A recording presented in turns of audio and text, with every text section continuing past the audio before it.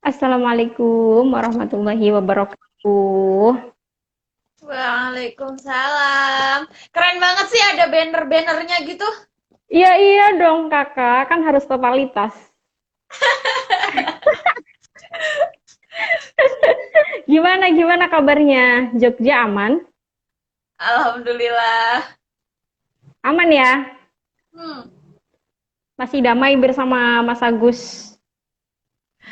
aku nggak ngerti aman apa nggak ngerti di luar ada apa karena bener-bener Ah, ah. nggak pernah keluar rumah. Tapi keren ya bisa bertahan. Kita kita nggak bisa ketemu dong Lebaran ini karena Mbak Kalis nggak mudik. Iya nggak pulang. Iya, ya tapi nggak apa-apa lah ya. Yang penting kita masih keep contact. Hmm, Oke, langsung kita mulai ya. hmm. Oke, bismillahirrahmanirrahim. Assalamualaikum warahmatullahi wabarakatuh. Selamat sore, sahabat semuanya. Alhamdulillah, ini adalah diskusi online pertama kami setelah Idul Fitri ya, karena kemarin beberapa kali kita sempat mengadakan diskusi online di bulan Ramadan dengan tema-tema yang berbeda-beda tentunya. Ada yang terkait motivasi, ada juga yang terkait dengan gender, ada juga yang terkait dengan literasi, dan lain sebagainya. Nah, pada episode spesial kali ini kita akan membahas seputar tentang akal perempuan bersama narasumber yang sudah tidak diragukan lagi kiprahnya di bidang keperempuanan. Karena ini sebenarnya jujur aja ngantri si narasumber ini sampai 2 bulan loh. karena ke, karena kepadatan jadwal beliau, karena beliau itu diskusinya dengan tokoh-tokoh besar sekali. Jadi ya alhamdulillah, terima kasih banyak Mbak Kalis waktunya untuk perempuan mengaji. Senang Mohon maaf sekali. ya nih. Tidak Ampuni aku. tidak tidak ada bunyai di sini. Oke ya. Jadi Mbak Kalis ini udah nulis 4 buku. Yang pertama mungkin buku berislam seperti kanak-kanak ya. Seperti kanak-kanak. Terus kemudian yang kedua adalah muslimah yang diperdebatkan. Ini saya ada bukunya di sini. Terus yang ketiga hijrah jangan jauh-jauh, nanti nyasar. Saya juga ada bukunya tapi terlockdown di Jakarta. Hmm, Yang terakhir ini adalah Sister Villa You'll Never Be Alone. Ya kan? Yang terbaru. Jadi beliau memang konsentrasi di bidang perempuan dan juga di bidang Islam moderat ya, mungkin bisa dibilang seperti itu. hmm, hmm. Ya, seperti itu. Ya, Mbak Kalis, sebenarnya apa motivasi Mbak Kalis untuk concern di isu perempuan ini sampai aktif menyuarakan keadilan, aktif menyuarakan kesetaraan, mendukung RUU PKS dan lain sebagainya. Apa sebenarnya motivasi utamanya? Oke. Aku tuh udah berencana untuk membalik peranku, jadi aku mau jadi host dan situ Nggak narasumbernya. bisa, aku tuan rumahnya, nggak bisa, aku tuan rumah. Kesel. Kenapa terjebak di isu perempuan? Ya, Terjebak karena ya? karena sebetulnya aku apa kuliahnya kan pendidikan bahasa Inggris ya. Jadi Mm-mm, good mm-mm, ya. Tapi tiba-tiba harus belok ke isu perempuan, tapi aku mm-mm, mensyukuri dan mm-mm, menikmatinya. mm-mm, Jadi karena sebetulnya apa ya, isu perempuan ini adalah isu yang sangat dekat dengan diriku mm-mm. ya dulu Iya. gitu. Nah, Mm-mm, aku ceritakan di buku-bukuku bahwa mm-mm. misalnya sejak kecil kamu tahu kan rumahku di mana gitu ya. Iya. Jadi aku tinggal di sebuah perkampungan yang sangat Mm-mm, padat mm-mm, penduduk yang mm-mm, tetangganya itu rapet-rapet banget gitu. Dan mm-mm, mm-mm, sejak kecil aku tuh terbiasa misalnya melihat ada perempuan yang karena nggak punya pendidikan dia mm-mm, terputus aksesnya secara pendidikan, secara ekonomi, mm-mm, terus mm-mm, dia misalnya berantem sama suaminya gitu ya, suaminya kerja seharian nggak bawa duit, berantem, mm-mm, itu tuh suara pancinya yang dibanting itu tuh kedengeran gitu, saking misalnya tetangga itu kan rapet gitu ya, terus mm-mm, mereka berantem. Terus di dekatnya ada anak-anaknya kayak gitu. Jadi anak-anak kecil yang terbiasa melihat gejolak-gejolak ke rumah tangga gitu. Terus misalnya juga apa ya? Ya banyak lah, ada banyak sekali ibu tunggal gitu ya, nggak janda ya, kita bisa bilang itu sebagai perempuan kepala keluarga atau ibu tunggal gitu ya, yang sejak kecil aku melihat mereka tuh sangat kerja keras gitu buat menghidupi keluarganya, buat menghidupi anak-anaknya gitu. Single parent Nah, ya. dulu aku ngelihat kayak gitu tuh belum belum punya teori untuk mendefinisikan itu gitu. Aku hanya melihat bahwa tetangga-tetangga perempuanku itu bekerja dengan sangat keras untuk menghidupi keluarga dan anaknya misalnya kayak gitu. Tapi semakin besar pas mahasiswa mungkin aku banyak membaca buku-buku tentang perempuan, teori gender gitu, dan kebetulan lebih seriusnya lagi itu mungkin pas ada Kongres Ulama Perempuan itu. Jadi kayak ketemu guru-guru baru kan, kemudian ketemu Buya Husen, ketemu Pak Fakih, ketemu Bu Nur, itu tuh kayak yang kemudian semua yang kupelajari dan pengalaman-pengalaman yang udah lewat itu kayak saling sambung menyambung gitu loh. Kayak yang Berarti justru berangkat dari realitas ya. Iya, iya, iya. Jadi kayak keinget gitu ya. Oh, berarti perempuan-perempuan yang dulu aku lihat itu gitu misalnya ya. Kenapa ya kok misalnya di televisi itu misalnya ketika ngomongin janda itu kayaknya kayak di stigma doang kan. Janda itu nggak selalu nggak terhormat, selalu misalnya kalau di film-film Indosiar tuh pasti perebut suami orang, gatel kayak gitu. Jadi padahal yang aku lihat di realitas nggak kayak gitu. Jadi ibu tunggal, perempuan kepala keluarga yang di sekitarku itu mereka semua perempuan pekerja keras yang bahkan misalnya apalagi ini ya kalau di isu pesantren ya mungkin yang terkenal banget itu di Cirebon, Bunyai Mas Ria Amfa. Ya kan beliau yang apa namanya waktu itu Kongres Ulama Perempuan itu terselenggara di Ponpes Kebon Jambu itu. Nah, itu kan isunya lebih berat lagi. Jadi beliau itu kan janda ditinggal mati, Pak Kiainya meninggal. Nah, ternyata pada saat Deolia tahu nggak kisahnya Bu Masria Amfa? Belum ya? Nggak tahu, belum. Itu Bunyai keren banget. Jadi karena waktu itu Pak Kiainya tuh meninggal. Nah, padahal pondoknya itu waktu itu pas lagi mau berkembang gitu. Terus Pak Kiainya tuh meninggal. Nah, ketika itu tuh langsung kayak disepelein gitu loh sama ya kiai-kiai lain ya. Ya kan nggak bisa nerusin pesantrennya gitu. Mana bisa pondok pesantren berkembang kalau cuma ada bunyainya doang. Dianggapnya bisa apa sih seorang nyai ngurusin pondok pesantren kayak gitu. Terus yang undercover sebetulnya itu bunyai misalnya nyeritain ya kayak ada rayuan-rayuan untuk mau jadi istri kedua gitu-gitu loh. Jadi gitu. Iya, jadi kayak tantangannya Bunyai yang ditinggal meninggal itu sampai segitunya. Tapi Bunyai Mas itu kokoh sekali. Dia justru ketika melihat bahwa sebagai janda dia di stigma, itu dia justru di dalam hati membuktikan, aku akan buktikan bahwa aku bisa mengembangkan pesantrenku dengan diriku sendiri gitu. Dan sampai akhirnya sekarang kan pesantrennya tuh gede, secara keuangan sangat stabil, bahkan punya banyak inovasi kan, misalnya kayak dia punya proyek penerjemahan ke bahasa Indonesia beberapa kitab, terus diterbitin sendiri, ya? dijual kayak gitu-gitu. Iya, jadi aku pas denger cerita itu kayak yang ya ampun, ini aku bisa membayangkan tantangannya Bu Nyai Mas karena seperti itu dimulai dari umur berapa? Beliau sendiri mulai mengembangkan pesantren sendiri mulai umur berapa? Ya mungkin udah apa ya kayak 40-an something gitu kali ya. Ya anak-anaknya juga pas itu remaja gitu, pas masih remaja. Jadi karena apa saya dan Deolia mungkin kan tahu ya kondisi sosiologis pesantren itu seperti apa, jadi bisa bayangin banget gak sih kayak tantangan yang diterima. Berarti berangkat dari situ.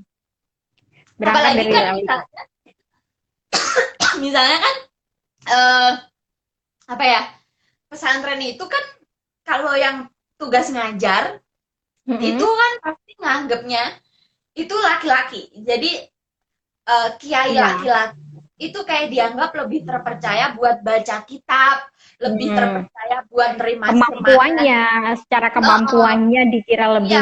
daripada kita perempuan termasuk kayak gitu. Jadi perjuangannya Bu Nyai Mas tuh sampai ke situ-situ gitu. Berarti dimulai dari situ ya. Tapi Mbak Kalis sendiri di beberapa tulisannya kan sempat aku baca, Mbak Kalis juga pernah sebelum masuk ke aktivis gender juga pernah terjebak dalam ketidakbebasan gender. Nah, apakah itu juga termasuk salah satu yang melatar belakangi kamu untuk memberontak semua itu? Iya, iya, ya termasuk ya itu bagian dari perjalanan juga karena Ya. ya waktu di kampus dulu pas S1 itu aku tinggal di sebuah kos yang itu ya katakanlah di bawah binaan lembaga dakwah kampus gitu dan mengalami banyak pengalaman misalnya kayak aksesku ketika membaca buku itu diatur dan dikontrol oleh waktu itu ya senior perempuan lah yang ada di situ. Jadi eh, baca buku pemikiran tuh nggak boleh, baca buku apa wacana gitu nggak boleh. Tapi kalau baca buku soal nikah boleh gitu. Jadi kayak terus misalnya jam 8 udah harus sampai kos gitu. Kalau nggak dimarah-marahin kayak gitu. Terus apalagi ya? Ya banyak sih maksudnya. Tapi apa ya? Bagiku yang sangat kemudian aku menjadi pelajaran itu adalah yaitu tadi soal membaca buku aku dikontrol dan ketemu orang juga misalnya aku ikut diskusi ya di berbagai komunitas gitu itu tuh ditanya gitu kamu kamu dari mana gitu ikut diskusi apa gitu itu kan organisasi sesat kayak gitu-gitu jadi dan itu tuh lumayan lama kayak 5 tahunan kayak gitu dan ketika selesai itu dari kos-kosannya itu kayak mikir harusnya selama 5 tahun kemarin itu aku bisa baca buku lebih banyak dan bisa Oh, berarti sampai 5 tahun proses itu? iya lama jadi kayak Lama bisa banget ya? ya kan pas sama S1 itu kayak yang ya itu yang disesali mungkin selama 5 tahun harusnya aku bisa ketemu sumber-sumber ilmu yang lebih banyak kalau nggak dibatas-batasin dan nggak dilarang-larang. Ya, tapi sekarang sudah tersesat di jalan yang benar ya. Hmm.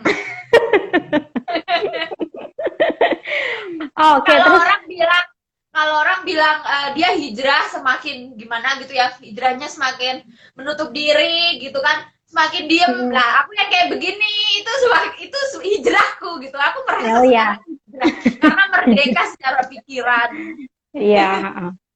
Dan terus kenapa sih sebenarnya kan sampai sekarang isu-isu tentang perempuan, entah apapun itu, selalu dibahas, entah dari segi auratnya, hijabnya, terus simbol hijrah itu dengan berhijab, terus juga stigma-stigma negatif tentang perempuan, kurang agamanya, separuh akalnya, tidak layak jadi pemimpin dan lain sebagainya itu masih terus bergulir beberapa perdebatan itu dan mungkin kayak nggak ada habisnya. Sebenarnya kenapa perempuan itu kayak selalu diomongin terus dan gimana cara kita merespon pendapat-pendapat atau stigma-stigma negatif tentang perempuan itu? Ya itu tadi yang udah dibilang kenapa perempuan tuh diomongin terus karena dia perempuan itu paling gampang dibicarakan dari bahkan hal-hal yang di luar tubuh dia gitu. Misalnya lipstiknya diomongin, bedaknya diomongin, jilbabnya diomongin, baju yang dia pakai diomongin gitu. Kalau laki-laki enggak gitu. Jadi kalau laki-laki selalu yang dibicarakan tuh selalu bisa gagasan dia, apa yang dia lakukan. Tapi kalau perempuan gitu ya, even dia punya pikiran, even dia punya sesuatu, orang tetap fokus ke lipstiknya dia ketebelan apa enggak, bedaknya dia, blush on-nya gitu juga ya. ya bajunya gitu ya. Dan ya itu yang kayaknya kita semua mengalami ya. Kayak aku udah nulis panjang-panjang gitu, terus tiba-tiba Mbak Kalis itu ini loh jilbabnya begini gitu. Can you just focus to my writing gitu loh, kayak yang jadi itu nggak terjadi gitu. Jadi karena memang ada beberapa objek-objek tertentu yang memang perempuan itu sangat menarik untuk dibicarakan.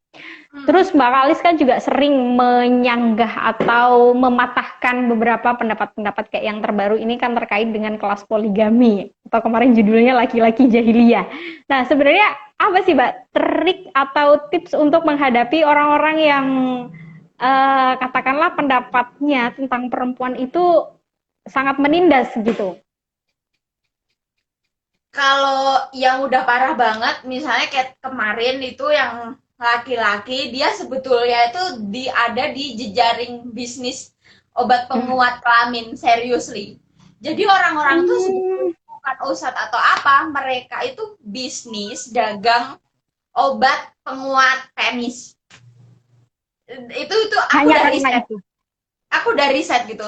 Jadi latar belakangnya tuh begitu, tapi nggak tahu kenapa gitu ya. Dia dan orang-orang sekitarnya menyebut mereka tuh sebagai ustadz gitu, dan mereka juga punya jamaah yang sangat loyal gitu. Padahal yang diomongin itu di sosial media mereka, di WhatsApp grupnya itu tuh bagaimana cara menaklukkan perempuan dan secara spesifik diranjang.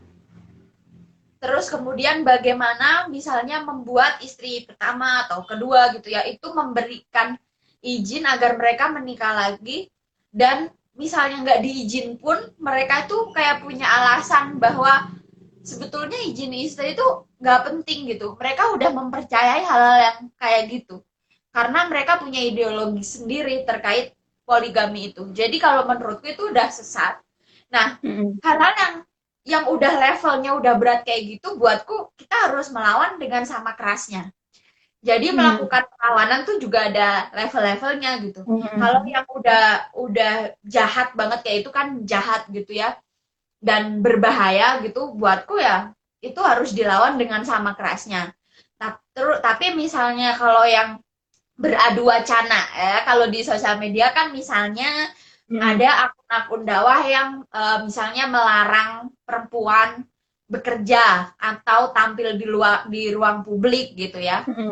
Itu bagiku itu kita beradu wacana aja gitu. Jadi nggak harus yang ngotot adep-adepan gitu, nggak. Tugas kita adalah ya kita bersuara dengan platform yang kita punya sendiri, misalnya akun perempuan mengaji, bagaimana mendefinisikan perempuan, tanggung jawab dan hak perempuan, terus kiprah perempuan di ruang publik gitu. Jadi kayak ngasih alternatif aja gitu, nggak harus yang keras gitu. Bentar, ada bakul jamu, aku mau 2 detik aja. Bentar.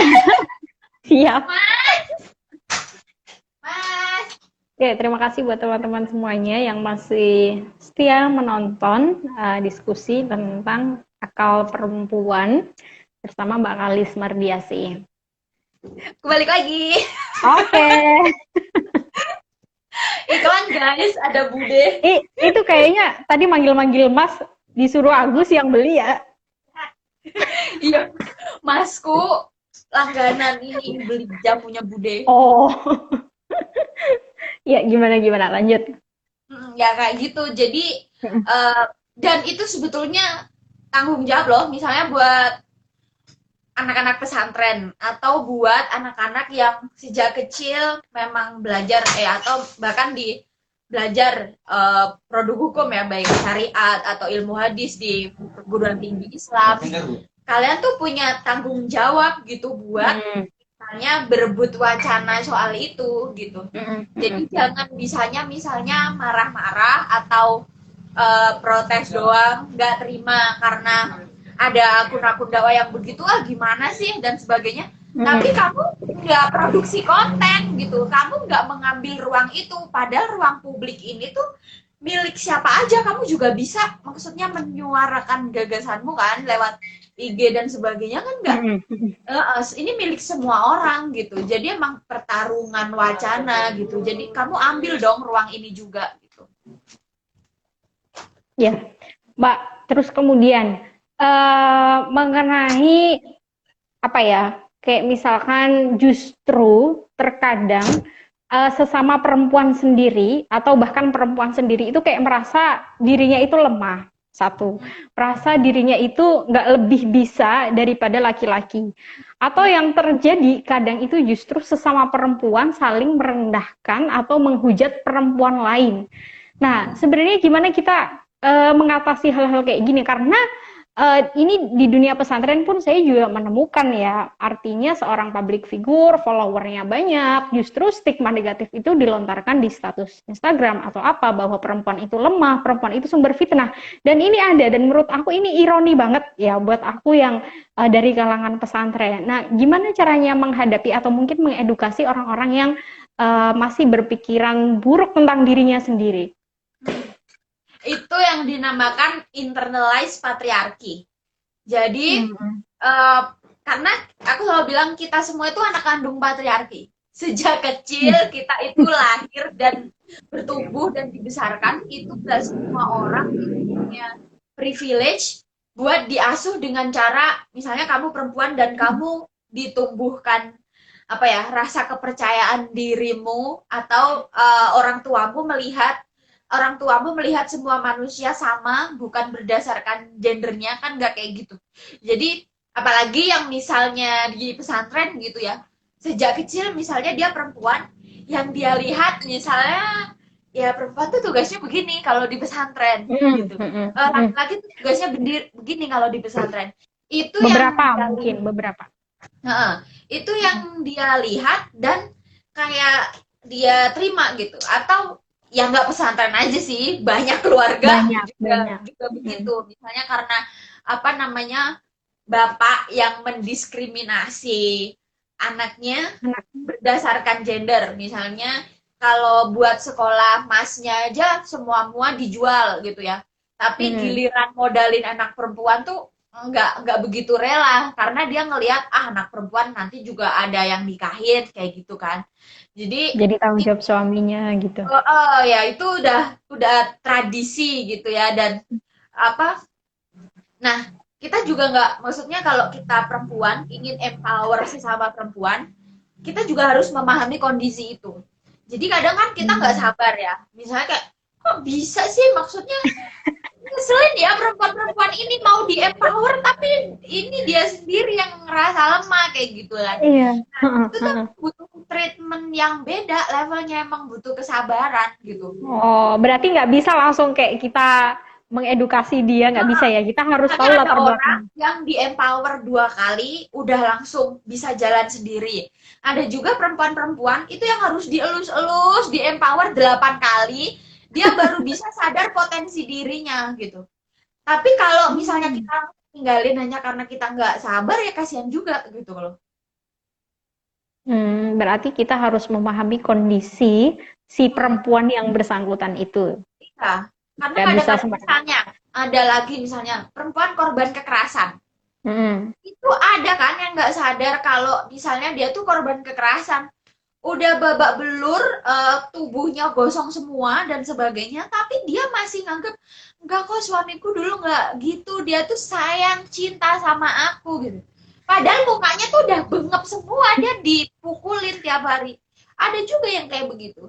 Karena misalnya ya dia merasa, karena perempuan misalnya kalau kondisi-kondisi kayak gitu, misalnya perempuan itu nggak bisa lari dari situasi yang kayak gitu karena misal dia nggak punya sumber ekonomi, karena dia nggak kerja gitu, dia juga nggak punya latar belakang pendidikan, atau dia udah terlalu lama kan nggak muncul di publik, jadi dia nggak langsung percaya diri, nggak yakin sama dirinya sendiri ketika misalnya pisah sama suaminya yang padahal pelaku kekerasan kayak gitu.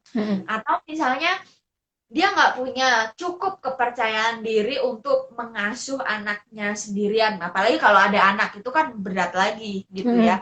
Jadi Dia masih mengandalkan sepenuhnya kepada suaminya, sekalipun dia diperlakukan secara keras seperti itu. Jadi ini kayak umum aja sih, nggak ngelihat perempuan doang ya. Ini kayak ngelihat kita kalau misalnya ngelihat orang lain, itu simply nggak bisa pakai berdiri di atas kondisi kita gitu loh. Karena nggak semua orang misalnya sestrong kita dan staf kita gitu. Mengalami pengalaman seperti kita, pengalamannya Iya. beda-beda. Jadi seperti itu. Terus kemudian banyak juga sih sebenarnya yang tertarik untuk belajar kesetaraan gender atau belajar keadilan gender. Nah, sebenarnya ini edukasi pertama, mereka itu harus belajar dari mana? Apa nih? Ini buku atau maksudnya atau guru? Dua-duanya, real perilaku atau sikap kita dan juga literatur rujukan. Kalau aku gini, ketika kamu mendengarkan sebuah ceramah gitu ya, atau kajian atau baca buku, itu yang penting adalah gini, nggak semua orang loh bacanya banyak, tapi dia bacanya pakai berpikir kritis, nggak semua gitu. Yang lebih penting dari sebetulnya ngaji di banyak tempat dan membaca banyak buku itu adalah berpikir kritis. Jadi setelah kamu mendengar sesuatu, kamu memproses apa yang kamu dengar nggak dengan nalar kritismu. Setelah kamu membaca sesuatu, kamu memproses apa yang kamu baca nggak dengan nalar kritismu. Karena hari ini kita bisa lihat kan, maksudnya kok orang banyak ngaji, banyak datang kemana-mana, terus dengerin banyak sekali platform YouTube, tapi kok malah jadi aneh, ya kan? Gitu. Makan mentah-mentah gitu ya. Betul. Misalnya dia atau pelaku kekerasan dalam beragama gitu ya, atau misalnya orang-orang yang terekrut di ISIS misalnya, itu kan dia orang yang ngaji juga, dia kan menuntut ilmu juga gitu dari ulama-ulama yang ekstrim gitu ya. Bukan ulama, ekstremis beragama. Aku nggak rela ya nyebut orang-orang itu ulama. Dari para ekstremis beragama itu. Jadi kan, tapi kemudian dia didoktrin gitu ya, doktrin kekerasan itu kan biasanya memunculkan ketakutan. Nah, ketika orang takut, itu biasanya dia nggak bisa memproses nalar kritisnya. Gitu. Jadi kalau misalnya kamu boleh kok misal baca buku apa aja sebetulnya terserah, nggak harus yang aku promote gitu ya, tapi proses gitu loh. Misalnya kayak gini, aku sebel banget kalau ada orang nanya gimana caranya jadi perempuan biar bisa beraktivitas di publik tapi tidak melupakan perannya sebagai istri dan ibu. Aku kesel banget kalau dapet pertanyaan kayak gitu. Iya. Gitu. Terus jawabannya gimana? Karena gini, di banyak orang di luar sana ya, mungkin itu dibesarkan oleh ibu-ibu yang misalnya dia bisnismen pasar, juragan endok misalnya. Nah, terus ada juga yang punya ibu guru, bahkan kepala sekolah, atau ibunya itu kepala dinas, terus ibunya bahkan misalnya hakim pengadilan agama gitu ya. Tapi gitu ya, dia udah gede gitu, udah sampai sedewasa sekarang, dia nggak pernah tuh puluhan tahun selama dibesarkan ibunya nanya ke ibunya, Bu, bagaimana caranya membagi waktu gitu ya antara ibu peran publik sama agar tidak melupakan kewajiban sebagai istri dan ibu. Enggak coy, ibu lo sejak dulu gitu ya, dia beraktivitas di publik, kamu menjadi anak dewasa yang dikasih makan setiap hari, lemu, bergizi, tubuhmu sehat gitu ya, pendidikanmu tinggi, dan bapakmu juga sama ibumu harmonis-harmonis aja gitu. Jadi kayak kamu udah puluhan tahun nggak pernah tuh nanya itu ke ibumu, tiba-tiba sekarang gara-gara kamu datang ke pengajian gitu ya, terus berpikir kayak gitu, bagaimana caranya bla bla bla agar tidak melupakan, itu kan aneh gitu loh. Jadi cara berpikir kritis tuh kayak gitu. Misalnya kan kamu udah punya menjalani pengalaman sebagai manusia gitu kan. Nah, terus kamu membaca sesuatu atau mendengar pengetahuan sesuatu gitu ya, ya tuh diproses dulu gitu. Secara nalar jadi nggak langsung ditangkap mentah-mentah gitu ya. Kok jadi benar-benar kok katanya haram, misalnya haram, misalnya gini, perempuan dilarang ya beraktivitas di ruang publik gitu, haram, sumber fitnah misalnya kayak gitu. Maksudnya enggak, misalnya kamu puluhan tahun, ibumu puluhan tahun jadi juragan kelapa di pasar, baik-baik aja tuh nggak ada yang ngapa-ngapain gitu loh. Maksudnya ibumu juga sepanjang jalan nggak mungkin cuit menggoda semua orang kan juga nggak gitu loh. Jadi kayak hal-hal kayak gitu tuh kan sebetulnya mudah banget ya buat kalau diproses dulu gitu. Misalnya apa sih yang disebut harus menjaga diri tuh apa gitu. Yang disebut sebagai misalnya bisa mendatangkan fitnah itu konteksnya apa gitu. Itu kan bisa diproses dulu. Jadi nggak langsung diterima terus tiba-tiba resign dari pekerjaan gitu ya. Aku punya banyak teman yang dia baru sregep ngaji gitu kan, dorongan religiusnya tinggi, tiba-tiba dia keluar dari pekerjaannya yang padahal tuh masa depannya cerah banget, perempuan gitu ya. Ketika ditanya nyodorinnya dalil-dalil gitu. Berarti memang dari pengajian-pengajian yang dimakan mentah-mentah yang mungkin sumbernya juga tidak memihak kepada perempuan ya sepenuhnya. Oke, berbicara tentang kesetaraan gender, Mbak Kalis. Sebenarnya menurut Mbak Kalis kesetaraan gender ini apa sih? Ya orang nggak didiskriminasi, nggak dipinggirkan hanya karena jenis kelaminnya gitu loh. Jadi orang sama-sama bisa sekolah tanpa misalnya hanya gara-gara kamu perempuan atau hanya gara-gara kamu laki-laki, kamu jadi nggak bisa ngambil jurusan tertentu misalnya di kampus atau nggak dibolehin orang tuamu ngambil jurusan itu. Misalnya ada laki-laki dia sangat senang masak misalnya, dia pengen kuliah jurusan perhotelan misalnya, tapi sama orang tuanya nggak boleh. Gini, ngapain laki-laki kuliah jurusan perhotelan? Nggak cocok. Itu tugas perempuan. Diskriminasi hanya karena jenis kelaminnya laki-laki. Laki-laki. Jadi diskriminasi gender itu urusan laki-laki juga, nggak cuma urusan perempuan gitu. Artinya segala hal yang membedakan, artinya diperlakukan tidak adil hanya karena gendernya, gitu ya, jenis kelaminnya. Padahal kan kamu manusia itu dilihat karena potensi kamu, karena ya apa kemampuan kamu gitu. Tapi gara-gara misalnya kamu perempuan nih, ada project misalnya di kantor ya, bosnya itu nggak setara, bosnya nggak gender equality gini. Udah biar pegang laki-laki A gitu. Ini saya nggak percaya, jangan perempuan gitu ya. Saya minta nama laki-laki aja gitu. Padahal perempuannya ini punya kemampuan, punya potensi, tapi sama bosnya kemudian nggak dikasih kesempatan hanya karena jenis kelamin perempuan. Kan ngeselin. Oke, Mbak, ada spesifik pertanyaan. Bagaimana tanggapan Mbak Kalis terkait surat An-Nisa ayat 34 yang seringkali diartikan bahwa pemimpin yang sesungguhnya adalah laki-laki. Itu yang pertama. Terus yang kedua kemudian bagaimana menanggapi hadis-hadis misoginis tentang perempuan ya. Utamanya yang mengatakan bahwa itu tadi perempuan separuh agamanya, kurang agamanya dan separuh akalnya. Bagaimana Mbak Kalis menanggapi dua nas atau teks ini? Harusnya saya bertanya pada Anda. Enggak, aku di sini tuan rumah. Kok Anda mengenai saya? Ini maksudnya saya sedang tesis ini di sini. Enggak benar. Karena Mbak Kalis, jujur Mbak Kalis ini minas sabiqinal awalin. Orang-orang yang lebih dulu daripada saya yang belajar tentang perempuan, belajar tentang kesetaraan.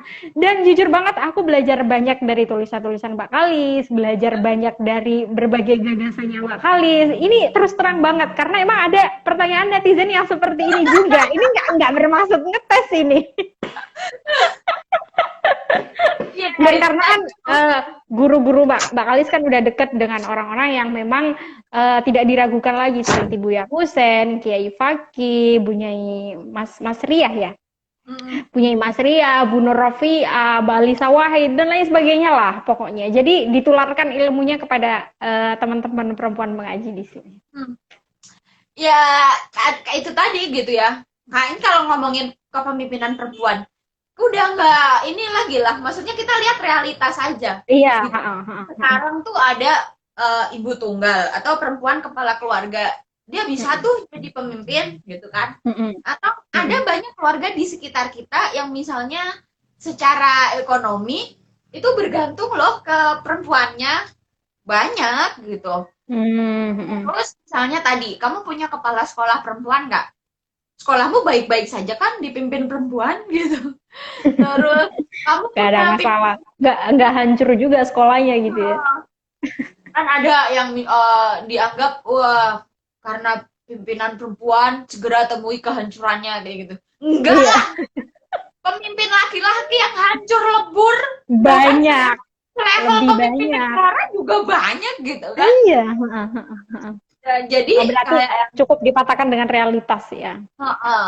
Tapi kalau misalnya mau pakai tafsir ayat, sebetulnya kan penafsiran itu kan ada banyak ya. Jadi Mm-mm. misalnya Prof. Nasaruddin Umar juga ngomong Mm-mm.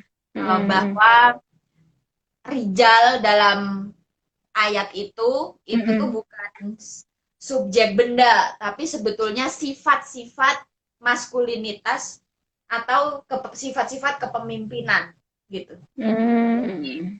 Misalnya kalau dalam satu rumah tangga nih, misalnya sekarang apalagi pandemi ya, kan ada banyak Mm-mm. bapak-bapak yang di PHK atau Mm-mm. dia nggak bisa kerja lagi karena punya penyakit stroke misalnya. Terus contohnya serem-serem amat ya, atau misalnya disabilitas gitu ya, Ya. sehingga kemudian istrinya atau si ibu yang mengambil Mm. peran itu gitu kan, itu berarti kan sifat-sifat kepemimpinannya ada di perempuan dan dia bisa jadi pemimpin menurut Prof. Nasaruddin Umar kayak gitu gitu. Hmm. Jadi Berarti kalau tergantung bagaimana kita menginterpretasikan ayat suci yang sekiranya itu memihak terhadap semuanya, tidak mendiskriminasi salah satu gender ya. Oke, terus sebenarnya Mbak Kalis, cita-cita keadilan gender itu benar-benar akan bisa diwujudkan atau hanya sekedar ilusi? Menurut Mbak Kalis gimana? bisa ya, kita kan kayaknya gitu kan Mhm. dibanding awal abad 19 misalnya itu kayak udah Mhm. jauh lebih baik, apalagi dibanding abad ke-7 di Arabia Mhm. sana gitu ya. Atau apa ya, abad ya kalau kolonialisme zamannya Kartini itu kan di awal abad ke-19. Sekarang jelas Mhm. lebih baik gitu ya. Mhm. Dulu Mhm. misalnya ya perempuan aja belum bisa sekolah gitu. Perempuan kalau kita ngelihat film Kartini tuh atau baca novel-novelnya perempuan tuh jalannya ngesot coy. Jalannya Iya, ngesot. aku tahu. Jadi kayak kita udah seabad kemudian, bahkan maksudnya ke kuota kepemimpinan aja 30%. Terus semua orang gitu ya, nggak ada jenis kelaminnya bisa jadi presiden gitu. Akses Mhm. pendidikan semua setara. Terus ya bahkan kayak mahasiswa-mahasiswa paling pinter di kelasmu pasti perempuan gitu.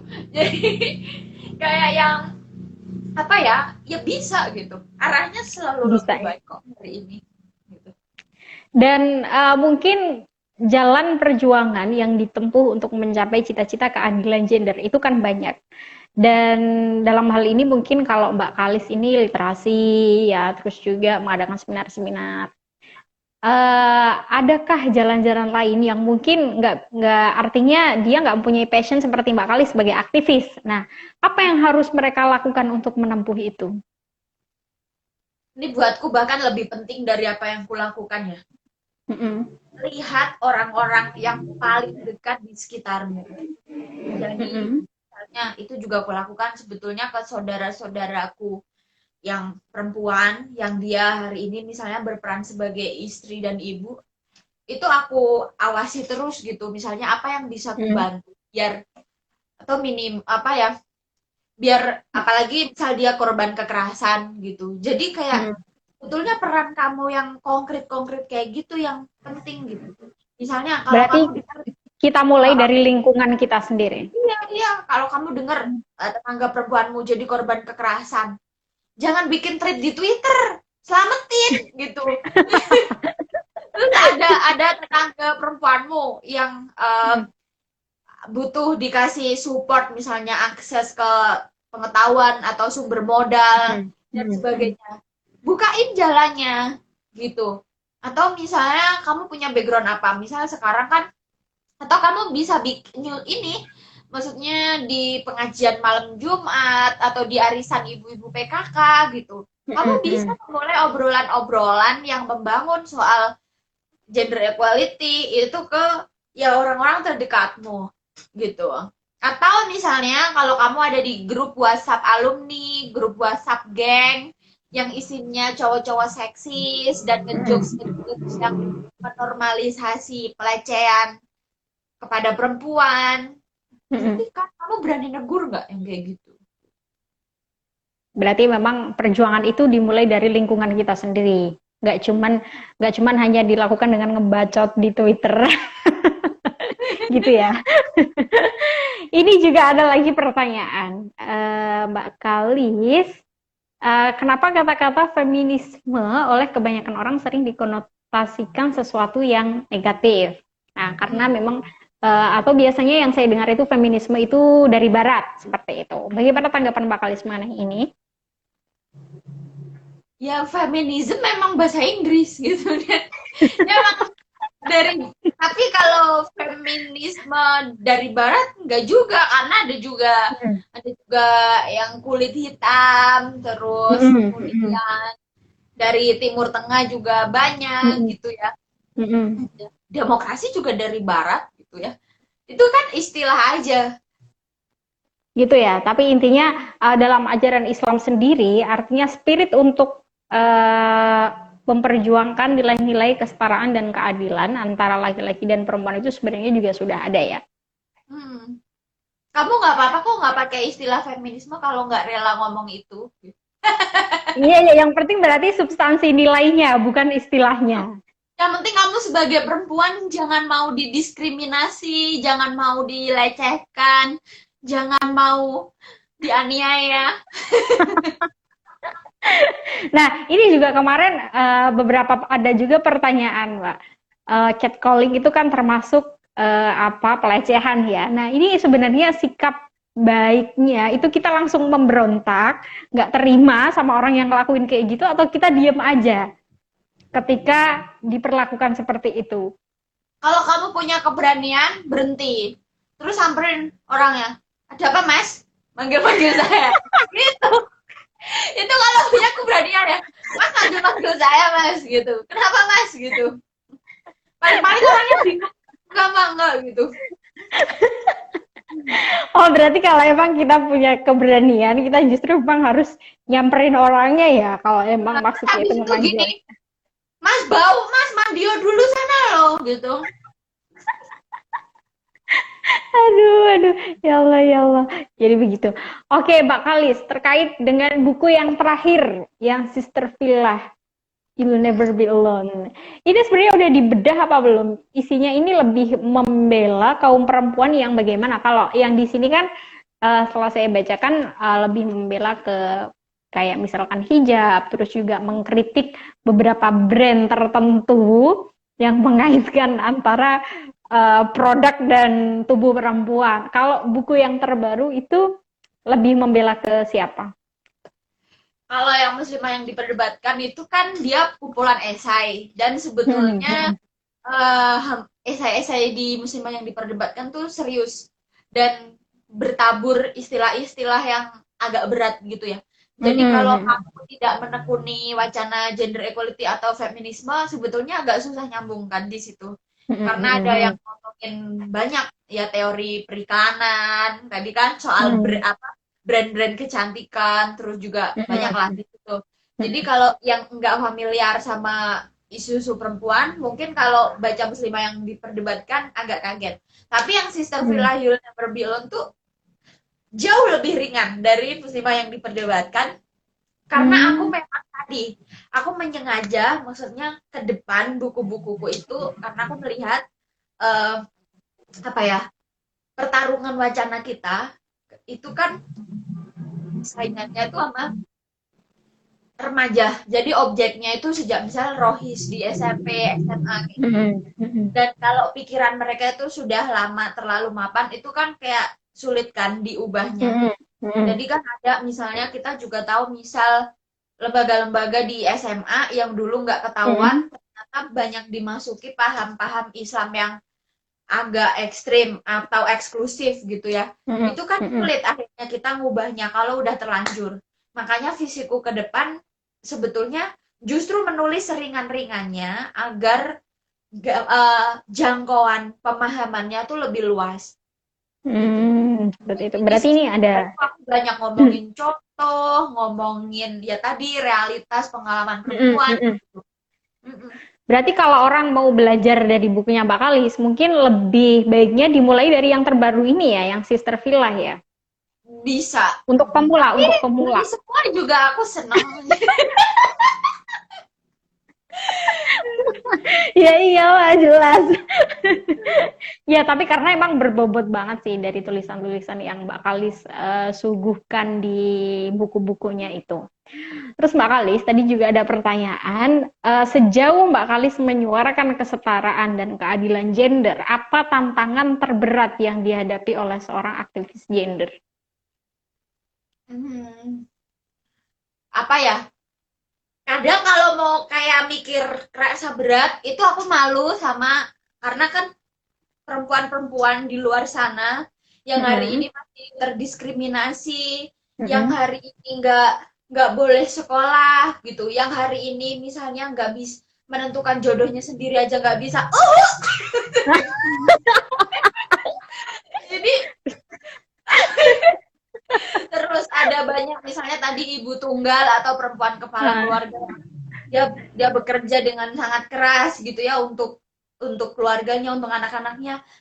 Itu kita jadi nggak ngerasa bahwa aku nggak lagi berjuang gitu, aku nggak ngapa-ngapain sebetulnya gitu. mm. Jadi Oh justru ngerasa kayak gitu. iya, jadi kayak yang aku ngapain sih kan cuma ngebaca doang, tapi di luar sana perjuangan kita sebetulnya kan membebaskan perempuan-perempuan dari diskriminasi, dari Mm. peminggiran, agar perempuan nggak jadi korban kekerasan. Kita berjuang memperjuangkan UU anti kekerasan satu aja bertahun-tahun nggak beres-beres.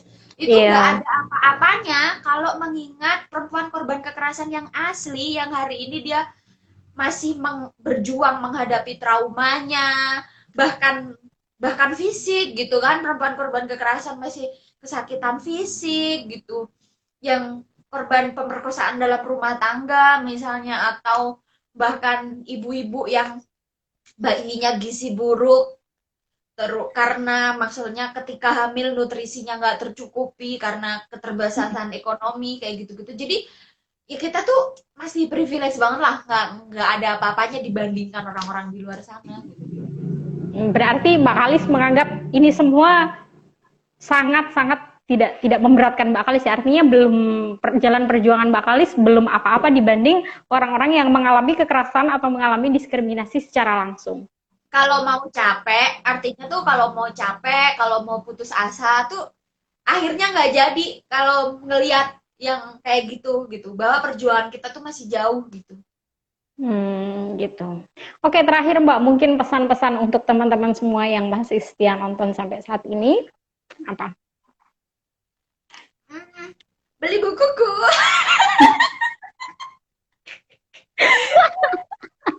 Iya tadi ada yang nanya, gengs kalau mau beli buku ya Mbak Kalis ada di Akal Buku, Shopee-nya ada, Instagram-nya ada.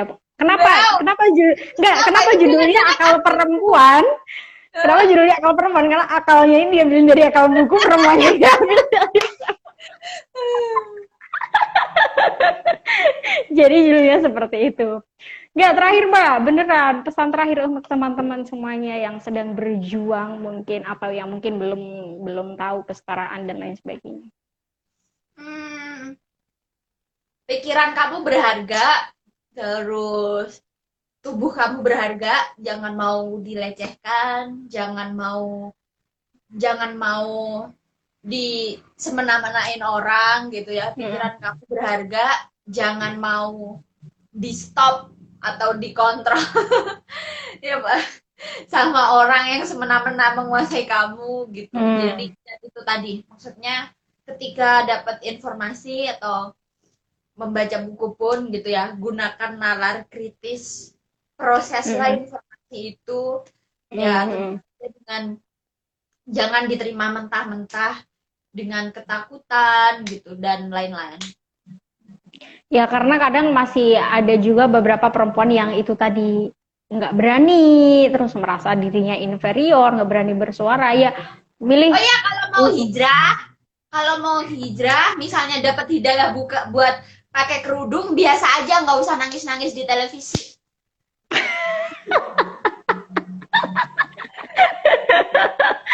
Oh emang Justru banyak ya yang setelah iya, maksudnya jadi simbol setelah hijrahnya pakai dengan kerudung setelah itu pakai dia kerudung nangis-nangis. menutup kepala itu tidak sama dengan menutup nalar kritis kita, tidak sama dengan menutup akses kita ke pendidikan, menutup akses kita ke sosial, politik segala macam kayak gitu. Ya artinya sekalipun kita berkerudung, kita juga memiliki kebebasan-kebebasan, selagi kebebasan kita itu tidak melukai kebebasan orang lain. Mungkin seperti itu ya. Hmm. Oke, terima kasih banyak Mbak Kalis waktunya untuk perempuan Itu mengaji. tadi Seneng disimpan banget. katanya, Iya, disimpan. disimpan. Siap, siap disimpan untuk di-share buat kenang-kenangan. Karena narasumber ini benar-benar waktunya, Masya Allah, sekali aku ngantrinya sampai benar-benar berbulan-bulan. Pokoknya sukses selalu untuk Mbak Kalis ya. Ditunggu buku-buku dan karya-karya kiprah-kiprah Ya, selanjutnya. makasih teman-teman yang udah bergabung ya. Terima kasih. Sukses selalu untuk Mbak Kalis dan Mas Agus. Dan terima kasih untuk semuanya yang udah menyaksikan live ini. Semoga bermanfaat. Sampai ketemu di beberapa diskusi online selanjutnya. Terima kasih. Wassalamualaikum warahmatullahi wabarakatuh.